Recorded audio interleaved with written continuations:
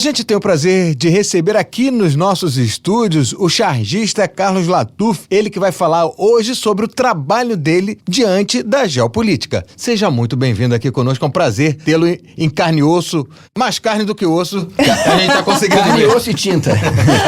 Muito obrigado pelo convite, é um prazer e uma satisfação muito grande estar aqui falando com os seus ouvintes. O prazer é nosso, Latuf, acompanho o seu trabalho, acho muito bom o tipo de crítica que você faz, usando as charges, às vezes usando humor, às vezes um humor um pouquinho mais, um trabalho mais incisivo. Eu queria te perguntar como é que você começou, como é que surgiu a ideia de usar a arte como uma ferramenta para expressar suas opiniões, para falar sobre a geopolítica, para que as pessoas possam entender aquilo que acontece no mundo? Quando eu comecei a trabalhar com a imprensa sindical, isso no início dos anos 90, eu comecei a ter acesso, contato com bandeiras afeitas à esquerda. E por conta disso havia muitos temas, muitas temáticas, inclusive da geopolítica, que eu comecei a trabalhar justamente por vínculo com esses veículos, esses jornais de sindicato, etc. Mas uma coisa em particular me chamou a atenção, foi um documentário, inclusive narrado pelo Mitre, da Band, isso lá nos dos anos 90, né?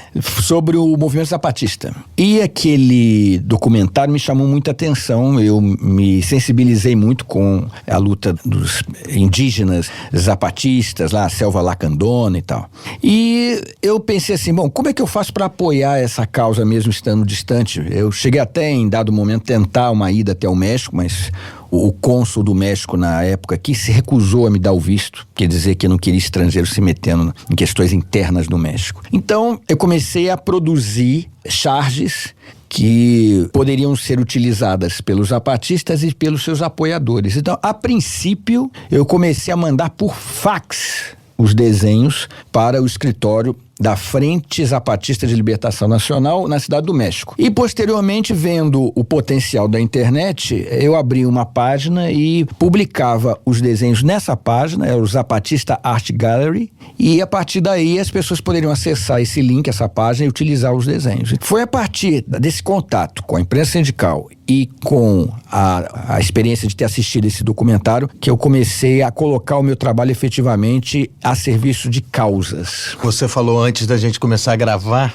que o teu trabalho hoje, né, você bebeu da fonte mais direta possível, que você visitou a Palestina no final dos anos 90. Você falou agora que tentou ir para o México. Para quem faz o teu trabalho, é imprescindível ter o olho no lugar, no local, ou de ouvir falar você já consegue desenvolver um trabalho? De ouvir falar, sim, por conta da experiência, assim como você, como jornalista, você pode tratar, por exemplo, aqui, através do conhecimento que você recebe de agência de notícia e membros das redes sociais, sobre a situação na Ucrânia. Agora, se você vai lá e vê, aí é diferente. Aí você tem uma percepção em primeiro plano. E aí as coisas mudam, porque em muitos casos você inclusive se envolve pessoalmente, né? E foi o que aconteceu comigo. Eu ouvi falar sobre a situação na Palestina, mas não conhecia a fundo, de ver, né? Vai e veja, né? Não fui testemunha até então. Então resolvi juntar um dinheiro e por conta própria passar 15 dias na Cisjordânia, onde, graças a uma ONG chamada Palestinian Center for Peace and Democracy, em Ramallah, eles me fizeram um tour por várias cidades palestinas ocupadas por Israel e eu pude ver naquela época, em 1998, o apartheid, a segregação, a violência do Estado contra os palestinos. E aí, a partir daí, eu acabei tendo um envolvimento efetivamente pessoal, né? O que hoje você convencionaria chamar de lugar de fala, digamos assim.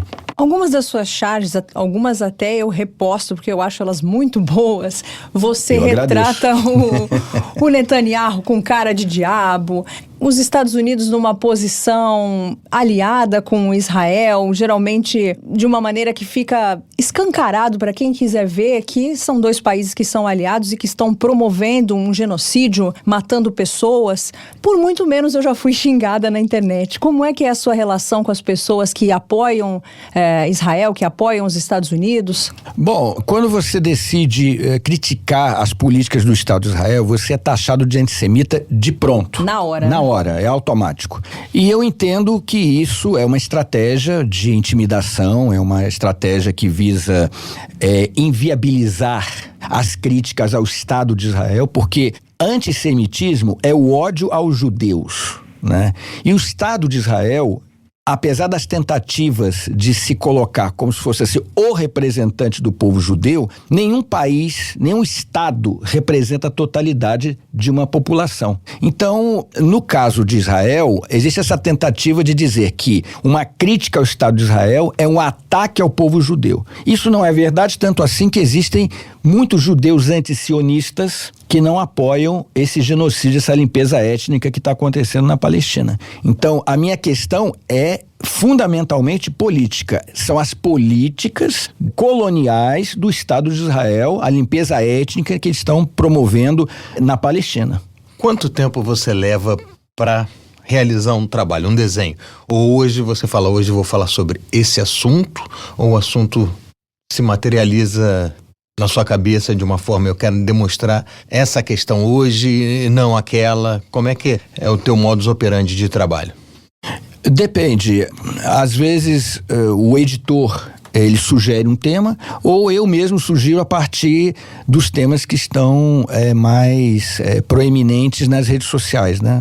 As redes sociais, principalmente essas que reproduzem as notícias de determinados jornais, de agências de notícia, de jornalistas, de think tankers, etc., você percebe, né? Por exemplo, um trend topic do Twitter, você vai lá, bom, tem lá Gaza, um trend topic do Twitter, você vai lá e você vai ver várias informações de várias fontes, então você percebe que aquele tema naquele momento é o mais importante, você sugere isso pro editor, entendeu? Então, ou a partir do que eu estou vendo acontecer nas redes sociais, ou a partir do editor, do determinado portal para onde eu trabalho que me direciona. Eu estou vendo aqui algumas das suas charges. Você fez uma com o Silvio Santos, né, que morreu no último fim de semana, dizendo, na charge aparece a ditadura agradecendo, e o Silvio Santos foi uma pessoa muito querida aqui no Brasil. Você recebeu muitas críticas por conta dessa charge? Olha, é natural receber críticas quando você faz uma charge sobre um mito, né? E o Silvio Santos, independente do seu posicionamento político, ele foi um fenômeno da comunicação. Inclusive, eu também tenho memória afetiva do Silvio Santos, né? Lembro quando eu era garoto, né, de ver todos os programas que ele apresentava o dia inteiro programa, né? Boa Noite Cinderela, Show de Calouros, quem é que não lembra disso? Tá, isso é uma questão. A outra questão, eu também lembro da Semana do Presidente, que era um quadro que havia no programa do Silvio Santos, que era para bajular o Figueiredo, a ditadura militar. Então, assim, o papel das organizações Globo, do SBT, em relação, e de outros veículos aqui no Brasil, em relação à ditadura, é comprovado. Então, essa charge, ela traz esse questionamento, esse dado, essa informação, né, da relação que ele tinha com o regime militar, né? Mas aí, obviamente, como eu falei, é mais ou menos guardado as devidas proporções quando você fala da Disney. Se você pensa na Disney agora, nesse exato momento, o cidadão comum, ele vai pensar no Mickey, no Pateta, na Disney, na Flórida, na diversão. Agora, o Disney, que foi o fundador, né, desse império midiático de entretenimento nos Estados Unidos, ele tinha uma posição anticomunista. Ele participou da caça às bruxas contra os comunistas nos Estados Unidos. Então, são coisas que não se pode desassociar, penso, principalmente para um chargista, que diferente do cartunista que retrata questões do cotidiano, né, é crítica de costumes, o chargista tem um papel político. Então, é função, é obrigação dele, quando se trata de uma pessoa como o Silvio Santos, não se debruçar apenas no senso comum de que ele era um queridão da televisão todo domingo, mas também trazer à tona para o debate, para a reflexão, o papel que ele teve durante a ditadura militar. Aí vem a pergunta: você já foi censurado no seu trabalho? Inúmeras vezes. inúmeras vezes, das maneiras mais inacreditáveis que você possa imaginar. Por exemplo, em 2006, se eu não me engano, agora não vou lembrar, eu fiz um outdoor, quer dizer, eu não, né? Havia uma organização de direitos humanos, cujo presidente era o Ciro Darlan, que me chamaram para fazer uma ilustração para um outdoor lembrando os 18 anos do Estatuto da Criança e do Adolescente. Então, o desenho era uma mãe negra numa favela, abraçada com um filho baleado, o filho vestindo uniforme de escola, um policial sorridente com um fuzil fumegante na mão e um caveirão atrás, à noite. Esse outdoor foi publicado, na época era o governo do Sérgio Cabral, e na madrugada passaram tinta nele. E até hoje não se sabe quem. Se suspeita, apesar de haverem câmeras de vigilância, câmeras de trânsito ali na Presidente Vargas, onde era o outdoor, não se descobriu quem fez aquilo. Então, essa é uma só das histórias, das tantas, né? Podemos citar, por exemplo, em 2019, quando um parlamentar no Congresso Nacional se irritou com uma charge que foi impressa e colocada numa exposição sobre a Semana da Consciência Negra. Ele foi lá, ele é um parlamentar PM, ele foi lá e quebrou diante da câmera, ele se fez questão de se filmar quebrando e jogando no chão a charge, né, que era uma charge também sobre violência policial. Aqui no Rio de Janeiro, em particular, sofri várias situações de censura, muito em função de artes relativas à violência policial. É uma espécie de tabu do qual você não pode tocar, aqui principalmente no Rio de Janeiro. Não seria a primeira vez, né, que um chargista teme pela sua integridade física por conta do seu trabalho. Já aconteceu, né, de brincarem com o profeta Maomé, né, Mohammed, em Paris, e também a pessoa ter um atentado. Não teve uma história dessa? Foi o atentado ao Charlie Hebdo, por conta de charges que não eram exatamente brincar com Maomé, era para ofender realmente. A linha do Charlie Hebdo, inclusive, é uma linha que corrobora as políticas anti-islã, anti-imigração, anti-muçulmanos que existem não só na França como na Europa de modo geral, que são políticas associadas à extrema-direita, né? Então, a ideia de você atacar a fé islâmica na França, ele é uma pauta da extrema-direita, né? Por isso que eu achei lamentável as duas coisas. O fato de ter feito essas charges, que na verdade elas vieram no rastro de outras charges, um concurso de charges sobre Maomé, que foi feito na Dinamarca. Então, assim, foi uma provocação barata, rasteira. E a segunda coisa, obviamente, é a execução sumária daqueles profissionais, jornalistas, cartunistas, que foram executados a tiro de fuzil dentro da redação do Charlie Hebdo.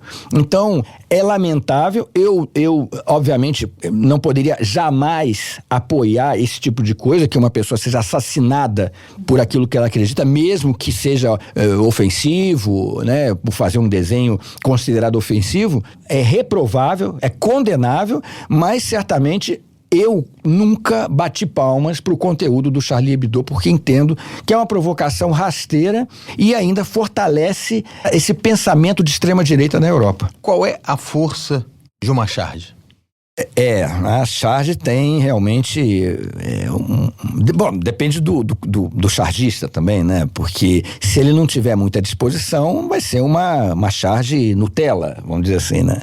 Mas quando você decide pegar pesado, e o pesado aí, ele não tem de ser necessariamente, por exemplo, como uma charge do Charlie Hebdo, ofensiva gratuitamente, né? Não é simplesmente fazer o Netanyahu como um demônio, a demonização. Isso é um troço reles, é rasteiro. Já fiz isso no passado com Ariel Sharon.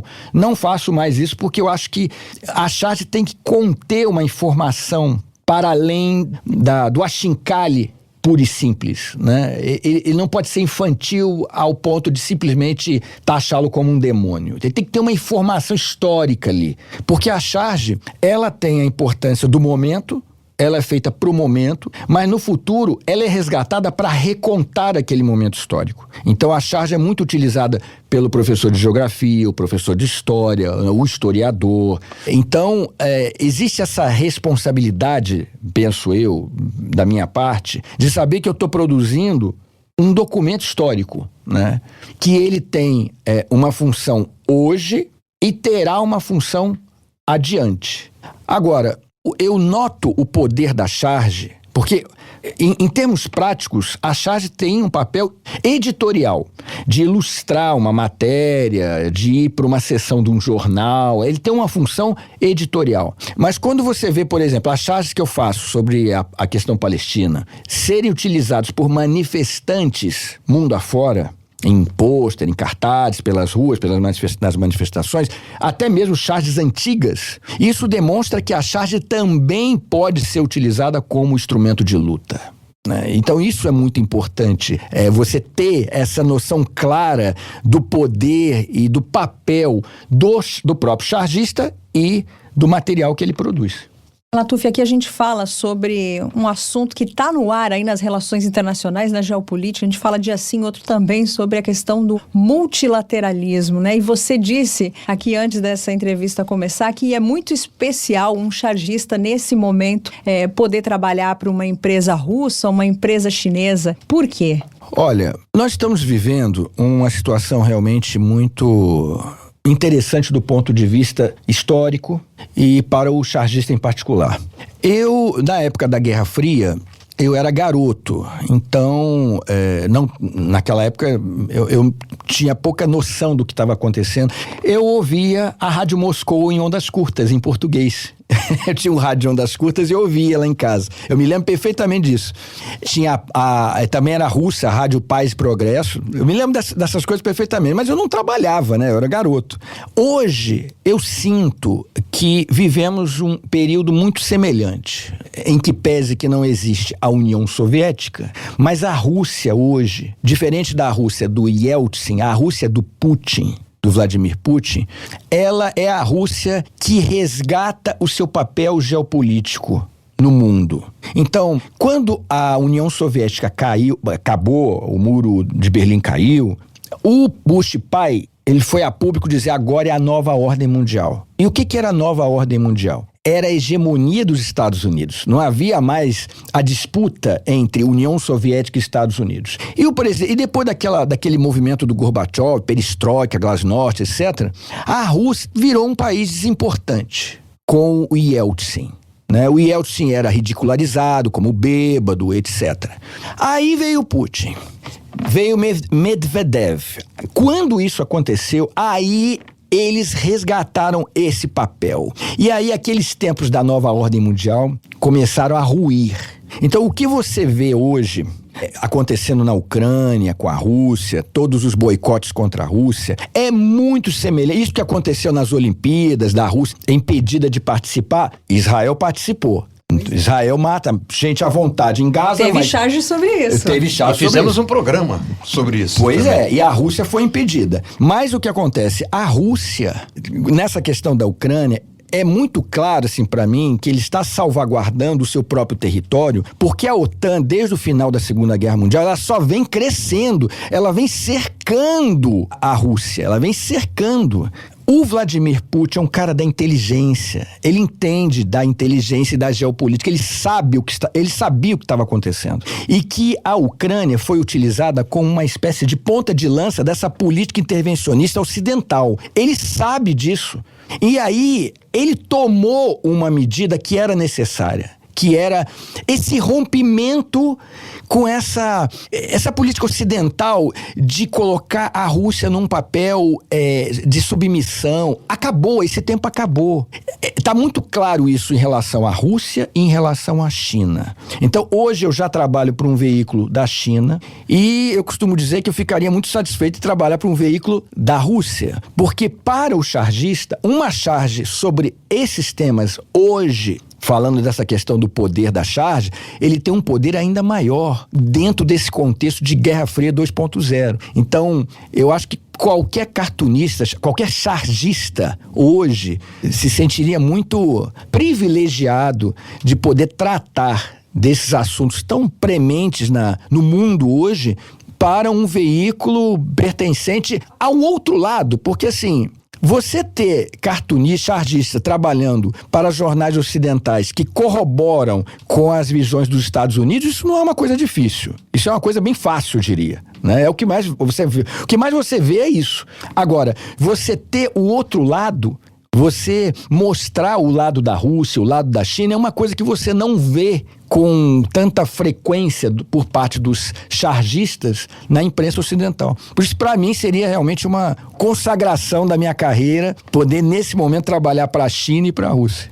Falando do seu lado profissional, você já chegou a fazer um trabalho, uma charge, onde os sentimentos tomaram conta de você? Tipo, estou fazendo um desenho onde você fica triste por estar fazendo aquele desenho, ou fica com raiva, ou fica alegre, começa a rir ao fazer o desenho. Como é que você lida com as emoções no teu trabalho? Esse tipo de... Tem certo, eu costumo dizer que tem certos desenhos que eles são vivos e eles machucam quando você faz. Eles espetam, eles alfinetam. Desenhos, por exemplo, sobre a violência policial. Esses, em particular, me chocam mais, assim, me mexem mais comigo, porque eu sou carioca e eu vi muito dessas situações. Eu fiz cobertura informal, fotográfica, de operações nas favelas. Eu participava de atos de protesto quando se havia o assassinato, a chamada bala perdida atingiu uma criança, um idoso, havia manifestações, eu ia nas manifestações. Então, você ser testemunha disso é muito duro. Já teve ocasião que a Daisy, que é uma liderança de direitos humanos aqui, que perdeu o filho morto nas dependências do Degás, uma vez me pediu para desenhar as circunstâncias em que o filho dela foi assassinado, uma espécie de reconstituição. Então, essas coisas todas são muito duras de se desenhar, né? E Gaza também, porque, por exemplo, eu tenho, além das pessoas que gostam do meu trabalho, que estão lá em Gaza, que mandam mensagens de lá e tal, tem uma pessoa que é a Laila, que é uma mãe de filhos e tal, uma vez apareceu pra mim numa live com os filhos, super orgulhosa. Ô, Latuf, que bom te ver aqui. Ela tá lá em Rafah, ela tá no olho do furacão, eu não sei se ela tá viva hoje, se amanhã não vai estar morta, eu não sei. Então, quando eu faço um desenho sobre Gaza, tem um quê, pessoal, além de ter estado na Palestina, tem também isso, entendeu? Porque quando você fala na Palestina, é uma tentativa de desumanização constante, como se todas as pessoas que estivessem ali merecessem morrer. São todas terroristas. Assim como, por exemplo, as operações nas favelas, o argumento é que ali só tem bandido na favela. Então, se morre pessoa na favela, era bandido, mesmo que seja uma criança de 3 anos. Esse raciocínio de desumanização, que é característico das limpezas étnicas, das guerras, ele é aplicado na Palestina. Então, toda vez que eu desenho sobre uma temática em relação à violência policial, que é uma coisa que eu conheci bem aqui no Rio, e a questão da Palestina, de Gaza, que também conheci quando estive lá, são coisas que me afetam ao nível pessoal.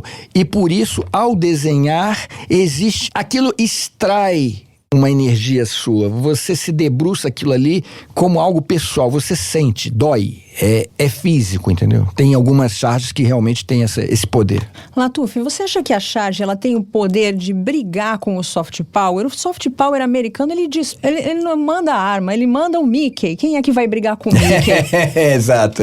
Como é que a charge tem o poder? O soft power israelense também, porque conta com todo o dinheiro americano para fazer filmes sobre como os judeus sofreram, e sofreram mesmo, mas e os palestinos, os russos e os chineses?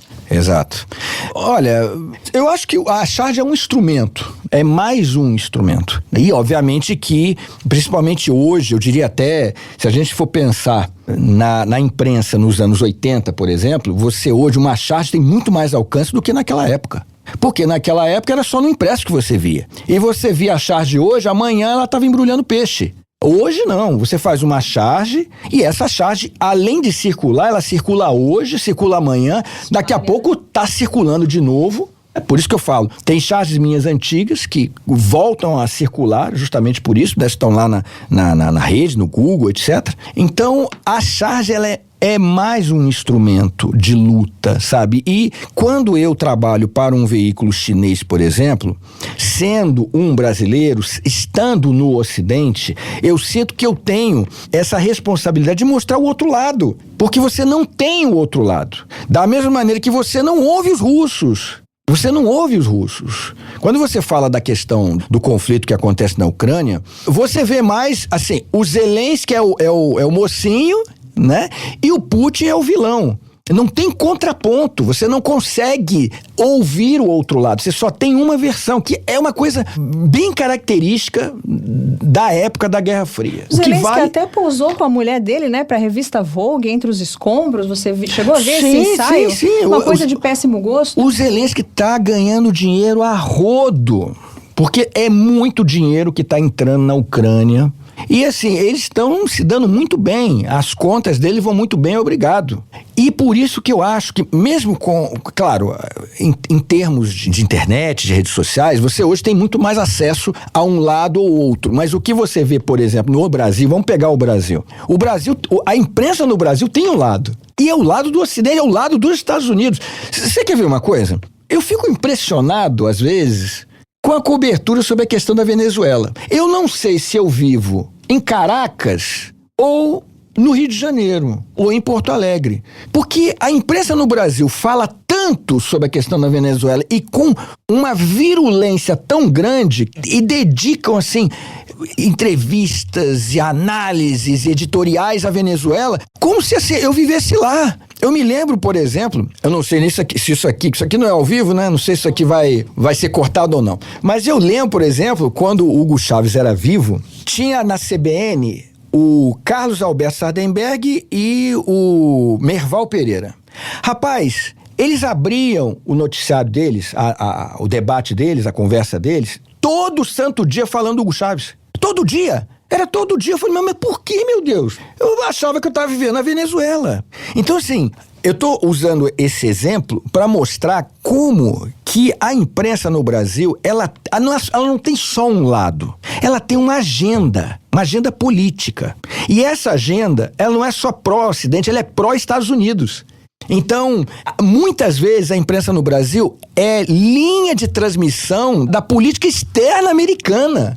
Então, quando você é um chargista, e hoje você não depende mais de um jornalão para ser chargista, você pode trabalhar para um portal, como eu trabalho para o 247, um portal no Brasil, e portais lá fora, você tem a oportunidade de mostrar o outro lado. Que você não queira tomar lados, tudo bem. Que você queira se inteirar da situação, ótimo, perfeito, é justo isso, mas você tem que ouvir os dois lados, pelo menos isso. Tá certo, os jornalistas são livres, os chargistas também, mas a imprensa tem dono. Tem. E ninguém é isento, não existe imprensa isenta. Mas que pelo menos você assuma o seu lado, né? Você diga, sou o paga-pau de Washington. Tudo bem, do que ficar pregando, é democracia, que nem os Estados Unidos, né? Prega tanta democracia, quer democratizar a Venezuela, mas não quer democratizar a Arábia Saudita, por exemplo. Os países do Golfo, que comem na mão deles, comem na mão de Washington. Então, assim, quando você tem contato com a geopolítica, você percebe essas discrepâncias, essas hipocrisias, os né? interesses. Os interesses. Então, por isso que é muito importante o papel do chargista, entender esses processos e fazer, pelo menos, oferecer o outro lado, que a pessoa, o leitor, possa fazer seu julgamento a partir de informação de um lado e de outro. É isso, a gente tenta fazer isso aqui no Mundioca. A gente teve o prazer de receber aqui no estúdio Carlos Latuf, ele que é chargista. Gostamos muito, né, Marcelo, de bater esse papo. Pena que acabou, né? Quando a coisa é boa, né? Olha, passa rápido. Agora vamos tomar uma vodka. Venha sempre, venha quando quiser. O Mundioca tem as portas abertas. Muito obrigada por essa entrevista. Muito obrigado e até uma próxima, né? Estou à disposição de vocês. Muito obrigado por esse espaço. Latuf é muito bom, também aconselho a todo mundo seguir o trabalho dele.